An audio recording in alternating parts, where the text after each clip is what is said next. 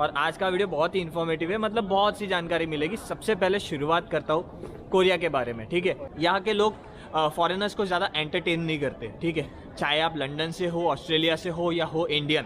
अच्छा, अभी खर्चे की अगर बात करूँ तो खर्चा इस हिसाब से कि फ़्लाइट्स छोड़ दो पहले तो। Bye bye, finally, thank you so much. चलो बहुत बहुत धन्यवाद मंडल, आपला आभारी आहे। इसका नाम पता है क्या है? अरे हार्ट वार्ट भी दे रही है, अभी दिल आ गया है इसको मेरे पे। हाँ,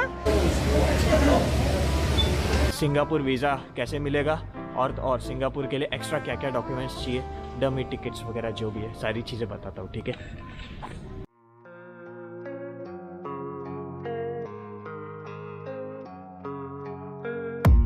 I don't really know what comes next. I'm just doing my best, even though I'm so stressed out. Everything just feels like a test that I fail, so depressed when I can't seem to get out. But something deep inside won't let me quit. I swear that I'm inspired by all this shit. Tell me that I can and I won't. That's what guides me the most. Fuck your lies, I'll do what I want.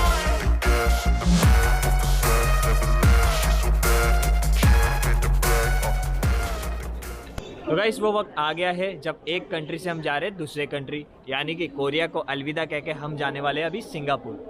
तो उम्मीद करता हूँ कि जो Korea के videos थे ना, 18 या 19 video, I don't know to be precise, जो भी वीडियोस थे आपको बहुत अच्छे लगे होंगे। आपने पूरा कोरिया मेरे नज़रों से, मेरे वीडियोस के माध्यम से देखा है। अभी हम सिंगापुर जाने वाले, तो इस वीडियो में मैं आपको एक तो मेरा साउथ कोरिया का एक्सपीरियंस भी शेयर करने वाला हूँ, क्या चीज़ मुझे अच्छी लगी, क्या चीज़ बुरी लगी, कितना मेरा खर्चा हुआ, और तो और सिंगापुर आप कैसे जा सकते हो, क्या प्रोसीजर रहता है एक इंडियन पासपोर्ट होल्डर को सिंगापुर जाने का, तो वो भी डॉक्यूमेंटेशन की जानकारी इस वीडियो में मिल जाएगी। पीछे है काउंटर्स और ऑन हो गया है काउंटर्स, बोर्डिंग पास मिलना शुरू हो गया। तो सबसे पहले अपन क्या करेंगे, जी हाँ एकदम, अरे क्या गैस किया, एकदम बिल्कुल सही गैस किया, पहले बोर्डिंग पास ले लेते हैं ना।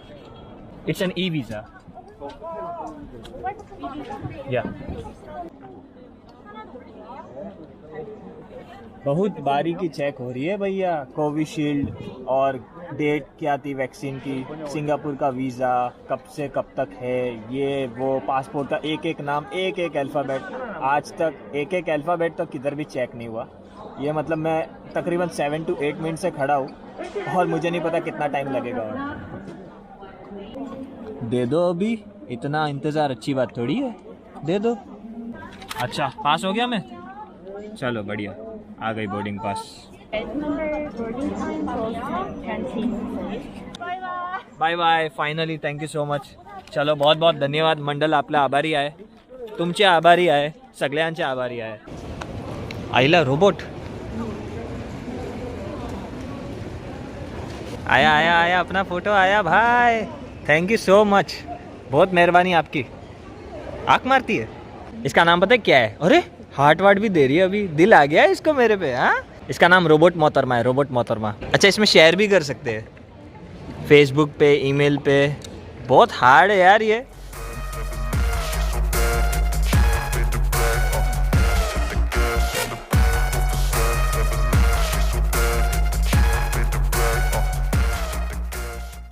जोरदार है ना, एयरपोर्ट ही जोरदार है। रोबोट दिख रहे, टेडी बियर दिख रहे बड़े बड़े, छोटी छोटी गाड़ियों में मोहतरमा जा रही है, बहुत कुछ दिख रहा है। मतलब एनीवेज, स्वागत करता हूँ अगर नहीं किया है तो। और आज का वीडियो बहुत ही इन्फॉर्मेटिव है, मतलब बहुत सी जानकारी मिलेगी। सबसे पहले शुरुआत करता हूँ कोरिया के बारे में, ठीक है, क्योंकि अभी कोरिया छोड़ा नहीं है, एयरपोर्ट पे हो, तो पहले अपन कोरिया की इन्फॉर्मेशन देते और फिर सिंगापुर का देते ना, है ना। तो कोरिया का सबसे पहले अगर इन्फॉर्मेशन की बात करूँ तो मुझे कैसा लगा, मेरा अनुभव कैसा है कोरिया में, कैसा था, तो देखो अच्छा भी था, बुरा भी था। बुरा तो कुछ ज़्यादा था नहीं, अच्छा ही था। देखो 3 टाइप की रेटिंग होती है, 3 टाइप की फीलिंग होती है, एक ये वाला, एक ये वाला और एक मिक्स्ड वाला, ठीक है। और ये जो कंट्री है ना, ये मैं इसको ये रेटिंग देता हूँ। इसका कारण ये है ना कि बहुत सारे पॉजिटिव पॉइंट्स है। फॉर एग्जांपल नंबर 1, बहुत सेफ़ है। भले आप रात को 3 बजे 2 बजे लड़की भी हो, कोई दिक्कत वाली बात नहीं होगी, ठीक है। कोई आपको तंग नहीं करेगा, टच नहीं करेगा विदाउट योर परमिशन, कुछ नहीं होता है वैसा। दूसरी चीज़, और ऐसा नहीं कि मैं लड़का हूँ तो लड़कियों का नहीं पता, बिल्कुल पता है, काफ़ी लड़कियों से बात भी की है, मैंने देखा भी है माहौल, रात में जाके वीडियो भी बनाया है कि how safe is Seoul, how safe is South Korea in night. तो वही बात है। दूसरी चीज़ ये है ना कि भाई साहब यहाँ के रोड्स बहुत अच्छे हैं। मतलब सिटी 1 से सिटी 2 अगर जाना है तो सच कह रहा हूँ, मतलब आप कब पहुंचोगे पता भी नहीं चलेगा। भले आप सस्ती वाली बस ले लो जिसमें सीटिंग है, फिर भी घन घन घन ऐसा कुछ होगा ही नहीं, बस मतलब एकदम स्मूथ चलता है। ये भी सेकंड प्लस पॉइंट है। तीसरी पॉइंट कि भाई यहाँ पे वाईफाई हर जगह है। जी हाँ, मैंने सिम कार्ड नहीं लिया ये ट्रिप में, क्योंकि 2000-2500 कौन खर्चा करेगा ना, तो मैंने सोचा कि जब अटकूंगा तब ले लूँगा, लेकिन अटकने का मौका ही नहीं पड़ा। सिम कार्ड लेने का मौका ही नहीं पड़ा। चाहे बसेस हो, चाहे मेट्रो स्टेशंस हो, चाहे कोई भी छोटे रेस्टोरेंट्स में जाओ, हॉस्टल्स में ऑफकोर्स रहता है, हर जगह आपको वाईफाई की सुविधा मिल जाती है। तो मेरा ईजिली कटा विदाउट गेटिंग सिम कार्ड, ठीक है, ये भी बढ़िया चीज़ है। ऐसे काफ़ी चीज़ें कोरिया की बहुत अच्छी लगी कि कुछ नए नए आपको देखने मिलेगा हर जगह, तो भी बढ़िया बात है। कनेक्टिविटी अच्छा है, चाहे मेट्रो का ले लो, एक सिटी से दूसरा सिटी बस से जाना है तो भी अच्छा कनेक्टिविटी है। तो काफ़ी सारे प्लस पॉइंट्स है। अगर माइनस की बात करूँ तो ऐसा कुछ मेजर नहीं है, बस ये है कि यहाँ के लोग थोड़े कम समझ में आएंगे आपको। यहाँ के लोग फॉरेनर्स को ज़्यादा एंटरटेन नहीं करते, ठीक है, चाहे आप लंदन से हो, ऑस्ट्रेलिया से हो या हो इंडियन, ठीक है, स्पेशली लड़कियाँ वगैरह आपको एंटरटेन नहीं करेगी। आप भले नाइट लाइफ में जाओ वगैरह। अब एंटरटेन का मतलब ये नहीं कि आपको भाव देना, नहीं, ऐसे तो कोई किसी को ऐसे सामने भाव नहीं देता है। मैं कह रहा हूँ कि यहाँ पे फ़र्क नहीं पड़ता है। मास्क हर कोई लगाता है, not because of Covid, no, Covid तो एक सेकेंडरी पर्सपेक्टिव है। कोविड के पहले भी तो यहाँ पे लोग मास्क पहनते थे। मास्क यहाँ पे इसलिए पहनते हैं बिकॉज इनको प्राइवेसी बहुत पसंद है। मान लो अगर फोटोज़ भी खिंचा रहे ना ये खुद के, तो भी मास्क नहीं खोलते। हम इशारा करते, फॉरेनर्स लोग ऐसे इशारा करते हैं मास्क तो ले लो, no no no no, with mask. इनके सारे टिकटॉक रील्स आज की तारीख में जो भी मैं शूट वगैरह देखता हूँ ना रोड पे वगैरह, बहुत होते हैं। इधर रास्तों में टिकटॉकर्स, आपको सिंगर्स मिलते जाएंगे, शूट वगैरह इजीली देखते रहोगे। मेरे भी वीडियोस आपने देखे रहेंगे जहाँ पे के ड्रामा का शूट भी देखा मैंने और बहुत कुछ देखा, तो वो सब आपको स्ट्रीट्स पे मिलते जाएंगे। तो वही मैं कह रहा हूँ कि मास्क के साथ ही ये लोग टिकटॉक में भी डांस करते हैं, फोटो भी खिंचाते हैं, किधर भी अगर खिंचाना हो तो। Yeah, I like. I see people take pictures on the street. हाँ, with mask. With mask. And sometimes I tell them do it, do it. Yeah. They're a bit shy, but also shy to talk English Correct. because I think many of them do know it. Yeah. Because they watch movies, music. But still they don't want they to don't talk. want to, they don't want या in fact मैं नहीं, मतलब कितने सारे foreign tourist जो मेरे hostels वगैरह में थे ना, वो सारे ही लोग यही कह रहे थे कि हाँ थोड़ा अजीबोगरीब है, और लड़के भी शाय है। लड़के भी यहाँ पे वैसा नहीं है कि हाँ ये ऐसा कुछ नहीं है, नॉर्मल सा काम से काम रखो, वो वाला सीन है। तो इसको नेगेटिविटी नहीं बोल सकता, लेकिन थोड़ा अपने को अजीब लगता है, क्योंकि अपन एकदम फ्रेंडली, इंडियंस कैसे रहते हैं कि हाँ यार एकदम फ्रेंडली, और हाँ जी बोलिए क्या चाहिए, हाँ जी ऐसा, हाँ जी वैसा। अच्छा, एक और चीज़ बता दूं कि यहाँ के यंगस्टर्स ज़्यादा बेटर है as compare to old peoples. मतलब ओल्ड पीपल्स तो ज़रा भी भाव नहीं देते। आप जाओगे ना हेलो हाय करने तो भी जम जम जम ऐसे करते, जम जम जम जम, पता नहीं जम जम जम जम क्या होता है। एनीवेज, यंगस्टर्स फिर भी आपसे बात करेंगे, वार्तालाप करेंगे, इंग्लिश समझेंगे। हालांकि सब लोगों को प्रॉपर इंग्लिश नहीं आती है, सिर्फ 60% 65% लोगों को आती है। बाकी अगर आती भी रहेगी 20% लोगों को, तो वो प्रिटेंड करते हैं ताकि कि वो आपसे इंटरेक्शन ना कर पाए कि हमें इंग्लिश नहीं आती है, और बाकी रियल में 20% लोगों को तो आती ही नहीं है। अच्छा, अभी खर्चे की अगर बात करूँ तो खर्चा इस हिसाब से कि फ़्लाइट्स छोड़ दो पहले तो, ठीक है, इंडिया से कोरिया, कोरिया से इंडिया का, और मैं 15 दिन जो रहा हूँ उसका आप पकड़ के चलो 60,000 इंडियन रुपीज़ का खर्चा, मतलब प्रतिदिन का 4,000 तो आप पकड़ के चलो। अब आप कहोगे कि 15 डेज़ का थाईलैंड, वियतनाम जैसी जगह में 30,000 मैक्सिमम होता है, उससे ज़्यादा क्या ही खर्चा दिन का 2,000, मतलब जिसमें रहना, खाना, पीना, घूमना फिरना सब हो गया, right. And on an average अगर कभी अट्रैक्शन भी देख लिया तो वो भी उसमें इंक्लूड हो जाता है। बट साउथ कोरिया थोड़ा सा एक्सपेंसिव है, थोड़ा नहीं, मैं कहूँगा कि आप डबल पकड़ के चलो, बिकॉज 32 या 60 तो होता है, तो 15 डेज़ का आप 60,000 मान के चलो, क्योंकि यहाँ पे हॉस्टल हो गया, खाना हो गया, सब तकरीबन डबल रेट्स के हैं। अगर फ़्लाइट्स की बात करूँ तो मेरे हिसाब से सबसे सस्ता तो वाया वियतनाम, वियत जेट जो मैंने किया था, और जिस हिसाब से मैं ट्रैवल किया था मुंबई से, वही पड़ेगा। तो 15,000 रुपीज़ का आपको एक तरफे का किराया मिल जाएगा सस्ते में फ़्लाइट में। 30,000 फ़्लाइट का पकड़ लो, दोनों बार आपको वियतनाम का वीज़ा लेना पड़ेगा, जो कि 3 दिन में आता है ये वीज़ा।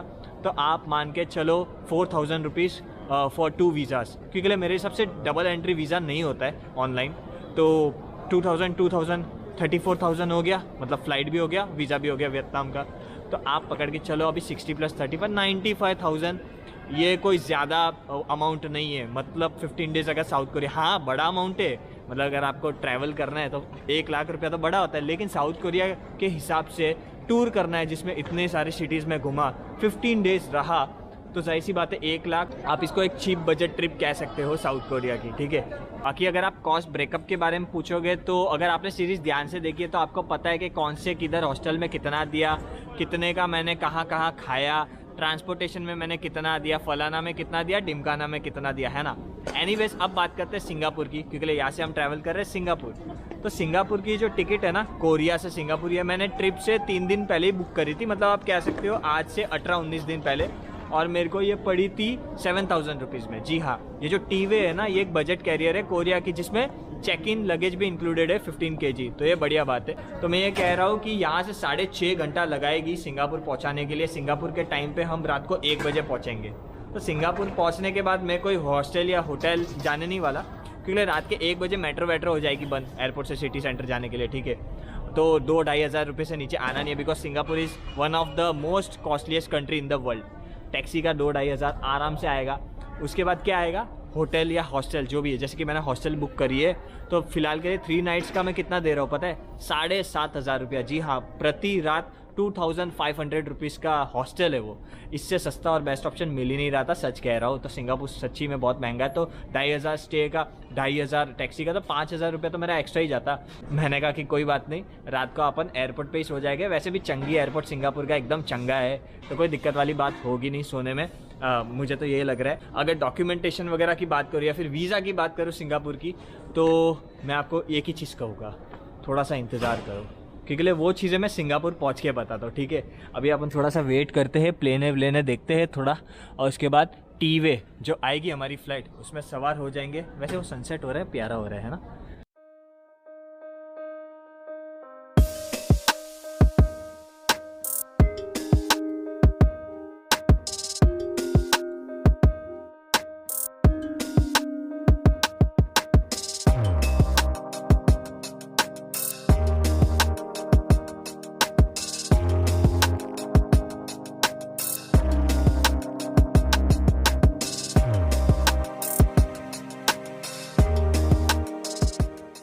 भाई ये तो लंबी चौड़ी फ्लाइट है, मेरे को लगा वही 3x3 होगी, लेकिन वो वैसी नहीं है, लंबी चौड़ी है, 2x3x2। वो जो मॉस्को गया था ना मैं, दिल्ली से मॉस्को वाली फ़्लाइट थी, बस वैसी कुछ है, बड़ी सी है, 300 सीटर वाली।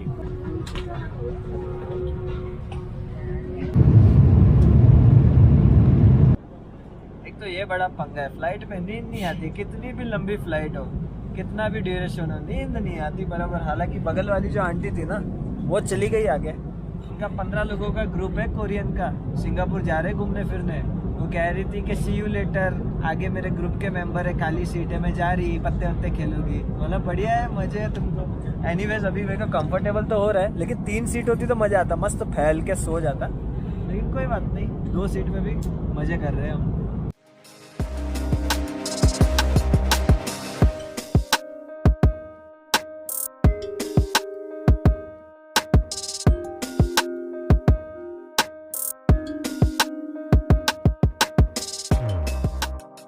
हाँ जी गाइस, तो सिंगापुर फाइनली पहुंच गए चंगी एयरपोर्ट में, और बड़ा ही चंगा सा इमिग्रेशन रहा। मतलब कुछ नहीं पूछा, सिर्फ बोला कि अंगूठा लगवा दो, I mean fingerprints, thumb prints मांगा, दैट्स इट। उसके बाद एग्जिट पे आ गया हूँ। लेकिन मैं अभी ढूंढ रहा हूँ बढ़िया सी जगह जहाँ मैं रात गुजार सकता हूँ, बिकॉज अब बजे है रात के 1, ठीक है। और कोरिया से सिंगापुर 1 घंटा पीछे है, और कोरिया इंडिया से कितना आगे था, 3.5 घंटा, मतलब सिंगापुर इंडिया से 2.5 घंटा आगे है। मतलब अगर यहाँ पे रात के 1 बजे, मतलब इंडिया में 10:30 बजे रात के, है ना, समझ रहे हो ना, मतलब बस वही बात है। तो मैं कह रहा हूँ कि पहले सोने का इंतज़ाम कर लेता हूँ, थोड़ा सा बढ़िया सा जगह। मेरे हिसाब से पहले ज्वेल वेल देख लेता हूँ, बिकॉज सिंगापुर फर्स्ट टाइम है, इससे पहले कभी आया नहीं था। तो जो चंगी एयरपोर्ट का ज्वेल नहीं है, बहुत ही खूबसूरत सा है, मतलब one of the best attraction in Singapore है। तो वहाँ किधर देखते हैं, सोने का जुगाड़ वुगाड़ होता है, मस्त अपन बिछा देते सब कुछ। उसके बाद मैं आपको डॉक्यूमेंट बताता हूँ कि सिंगापुर वीज़ा कैसे मिलेगा, और सिंगापुर के लिए एक्स्ट्रा क्या क्या डॉक्यूमेंट्स चाहिए, डमी टिकट्स वगैरह जो भी है, सारी चीज़ें बताता हूँ, ठीक है।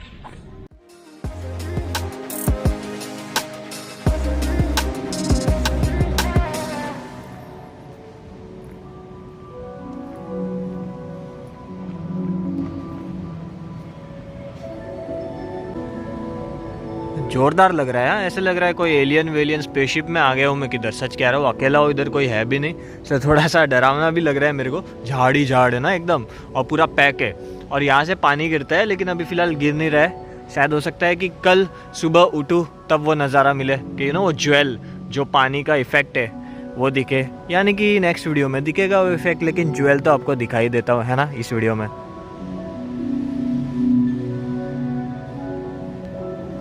हर जगह आपको बंदे सोते हुए दिखेंगे यार। मतलब मैं तो सोच रहा था किधर तो कुछ मिल ही जाएगा अच्छी जगह, लेकिन नहीं, हर जगह बंदे लोग सो रहे हैं भैया।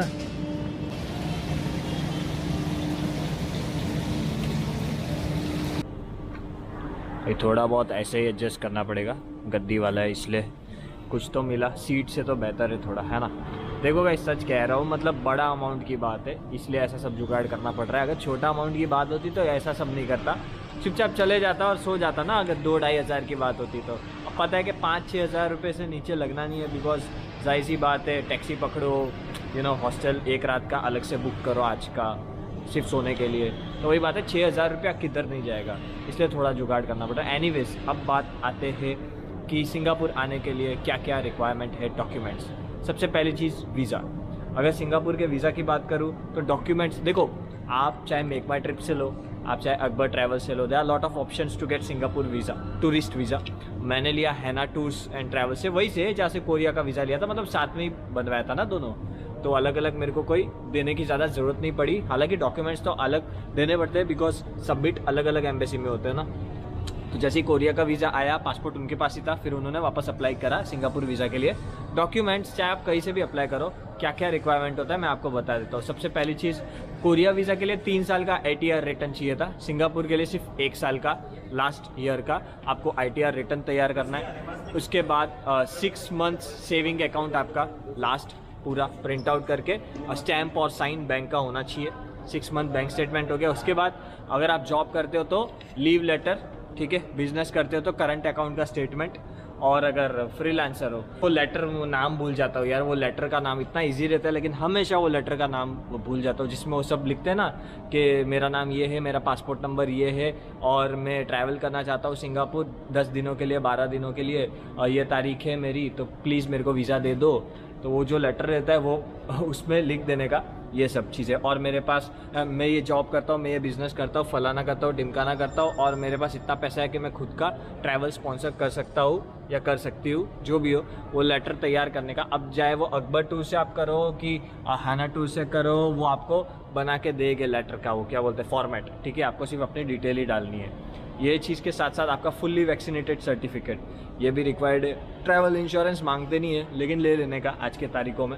और तो और क्या चाहिए था, बस 2 पासपोर्ट साइज़ फ़ोटोग्राफ और आपका पासपोर्ट वैलिडेशन वाला, दैट्स इट। ये सब डॉक्यूमेंट आप सबमिट करो। आइटनरी नहीं चाहिए, लेकिन इसमें अभी सिंगापुर वीज़ा में भी अभी आपको ये देना पड़ता है फ़्लाइट बुकिंग, तो डमी भी चलती है। जैसे कोरिया वीज़ा के लिए मैंने डमी दिया था, इसमें से भी इसके लिए भी मैंने डमी दिया। अब आप ये पूछ रहे हो कि डमी टिकट मैं कहाँ से लेता हूँ, तो मैं डिस्क्रिप्शन में नंबर दे देता हूँ व्हाट्सएप का, ठीक है। You can just WhatsApp them, message करो व्हाट्सएप पे कि मेरे को ये तारीख से ये तारीख सिंगापुर की या कोरिया की टिकटें चाहिए, बस वो आपको बना के दे देंगे। PNR वैलिडेशन वाला कुछ दिन तक वो वैलिड रहता है और उससे वो वीज़ा मिल जाएगा आपको, ठीक है। तो ये सब डॉक्यूमेंट्स चाहिए और आपका वीज़ा आ गया। अब सिंगापुर आने के लिए वीज़ा के साथ साथ क्या चाहिए, तो वीज़ा के साथ साथ जैसे कि मैंने कहा कि फुल्ली वैक्सीनेटेड सर्टिफिकेट चाहिए, और एक और चीज़ चाहिए, सिंगापुर अराइवल कार्ड। जी हाँ, मैं डिस्क्रिप्शन में लिंक नहीं देता हूँ, आप गूगल में जाओ और सिर्फ सर्च करो सिंगापुर अराइवल कार्ड, तो वेबसाइट पहले ही आ जाएगी ica.gov.sg करके। उसमें अराइवल कार्ड आपको फिल करना है। बेसिकली अराइवल कार्ड है क्या, कुछ नहीं है। अराइवल कार्ड में आपका ये हेल्थ डिक्लेरेशन दे रहे हो कि मेरे को ये कुछ नहीं और मेरा पासपोर्ट डिटेल्स ये है, मैं सिंगापुर ये तारीख को आऊँगा, दैट्स इट। वो आप 3 दिन पहले ही भर सकते हो। मतलब आज अगर तारीखें मान लो 25, तो 23, 24, 25 ये 3 तारीखों में से कभी भी मैं अराइवल कार्ड फिल करके सबमिट कर सकता हूँ और मेरे को ऑन द स्पॉट वो आ जाएगा PDF, दैट्स इट। तो बस ये वीडियो को यही अंत करता हूँ। आई होप ये वीडियो काफ़ी इन्फॉर्मेटिव लगा आपको, जिसमें कोरिया और सिंगापुर दोनों की काफ़ी सारी इन्फॉर्मेशन मिली होगी। कल से जैसे ही मैं सिटी में पहुँच जाऊँगा, फिर घूमूंगा फिरूंगा, एक्सप्लोर करूँगा, तो आपको आगे आने वाले सिंगापुर के वीडियोस उस हिसाब से मिलेंगे, डिटेल में एंटरटेनमेंट के साथ। तो बने रहिएगा। ज़्यादा वीडियोस नहीं बनाऊंगा, कम ही बनाऊंगा, लेकिन पूरा सिंगापुर लगभग कवर कर दूंगा। एनीवेज जाते जाते एक और सिंगापुर का वीज़ा का डिटेल दे दूँ कि इसका रेट क्या है। तो 2250 रुपीज़ पर पर्सन इसका चार्ज है, एम्बेसी फ़ी प्लस 400 रुपये या 500 रुपये जो भी आप ट्रैवल एजेंसी या फिर बीच में मीडिएटर रहता है उसका सर्विस फी रहेगा, दैट्स इट। इसके अलावा सिंगापुर वीज़ा का एक और इन्फॉर्मेशन ये रहता है कि कोविड के पहले तो आपको 2 साल का मिल ही जाता था मल्टीपल एंट्री, लेकिन अभी कैसा रहता है आपके पासपोर्ट के हिसाब से आपको 3 मंथ्स टू 2 इयर्स के बीच में कितना भी वो लोग दे सकते हैं, या तो 3 मंथ्स का भी दे सकते हैं, या तो 6 मंथ्स का भी दे सकते हैं, या तो 1 ईयर का भी दे सकते हैं, या फिर 2 ईयर का भी दे सकते हैं। मेरे को 2 ईयर का मिला है मल्टीपल एंट्री वीज़ा, तो बढ़िया चीज़ है ना। उम्मीद करता है वीडियो काफ़ी अच्छा लगा होगा। मिलते हैं नेक्स्ट वीडियो में। Thanks a lot for watching this video till and, love you. और अभी मैं भी सो रहा हूँ, है ना। चलो बाय। वाह वाह वाह, बढ़िया हो गया, एकदम मस्त बड़ी जगह मिल गई सोने को, उधर तो एकदम छोटी थी, मस्त काम हो गया।